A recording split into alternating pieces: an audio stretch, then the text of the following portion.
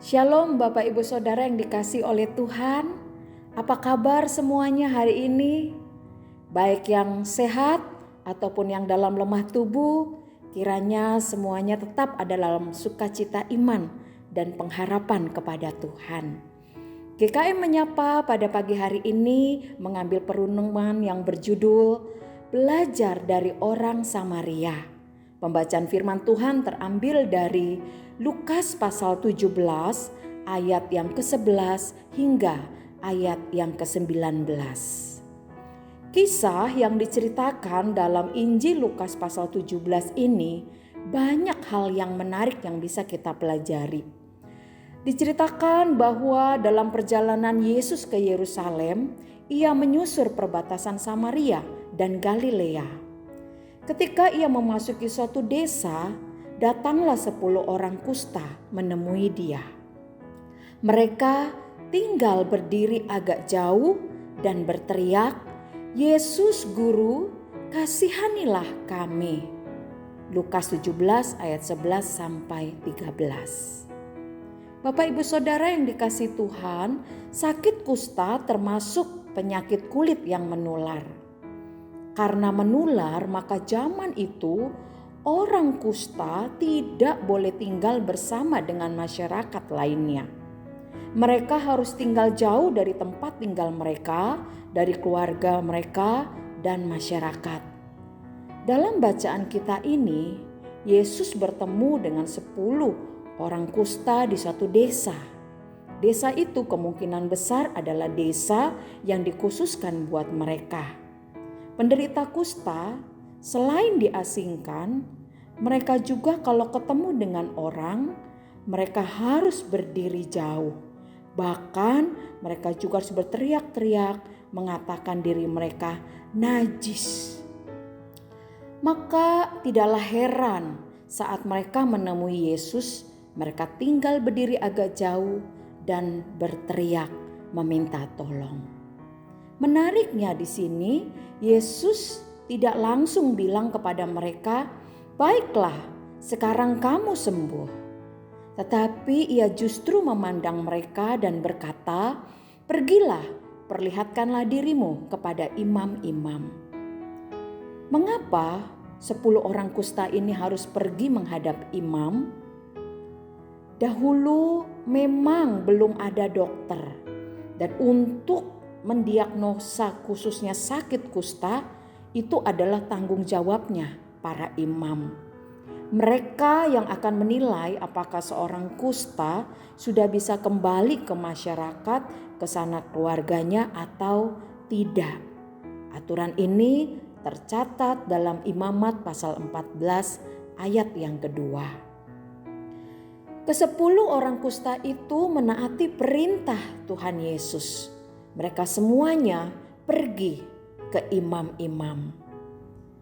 Ternyata di tengah perjalanan terjadilah mukjizat.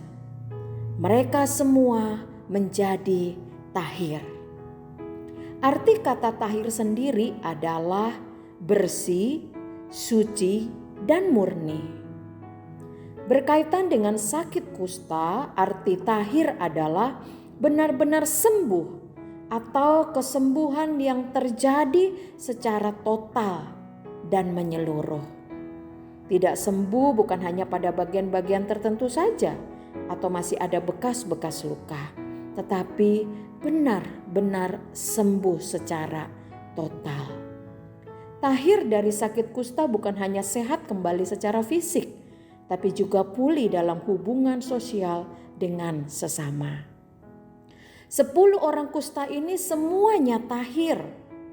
Namun kita jumpai di ayat 15 Lukas mengatakan hanya seorang dari mereka yang kembali kepada Yesus. Hanya satu orang dari mereka, yaitu orang Samaria. Namanya tidak dicatat, tetapi kebangsaannya disebut. Orang Samaria sebenarnya memiliki hubungan darah dengan Yahudi, tetapi orang Yahudi menolak orang Samaria.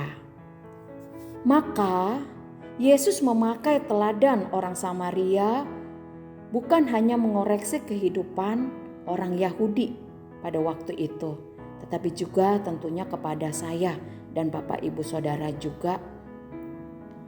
Beberapa hal yang dilakukan oleh orang Samaria setelah melihat dirinya tahir, yang pertama, ia bukan hanya mematuhi perintah dari Yesus untuk menemui imam, tetapi ia juga kembali kepada Yesus. Ia kembali sambil memuliakan Allah dengan suara nyaring.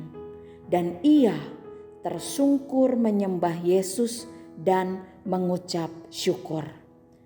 Bagi orang Samaria ini, masalah pengesahan imam atas sakit kustanya bisa dicari di waktu lain. Yang terpenting dia sudah tahir. Dan ia juga tahu bahwa Yesus adalah guru yang tidak selalu di satu tempat yang sama dibandingkan para imam. Yesus jelas lebih sulit untuk ditemui. Orang Samaria ini juga menyadari bahwa dirinya telah menerima anugerah dari Tuhan. Oleh karena itu, ia kembali untuk mengucap syukur.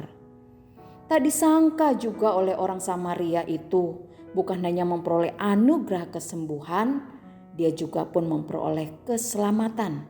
Seperti yang dikatakan oleh Yesus di ayat 19, imanmu telah menyelamatkan engkau.